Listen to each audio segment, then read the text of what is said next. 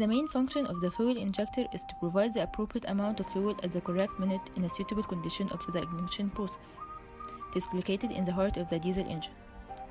By pressurizing and injecting the fuel, the system forces the fuel into air that has been compressed to high pressure in the combustion chamber.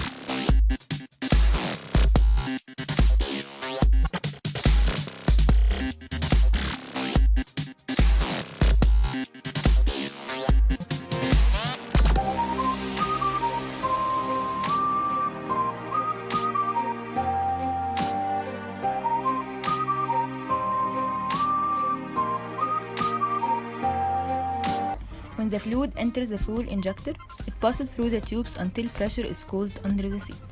Then, the spring compresses and the seat is pulled up. The fluid leaves the injector from the nozzle at a high speed. After that, the spring returns back to its original position, and that's the case too with the seat.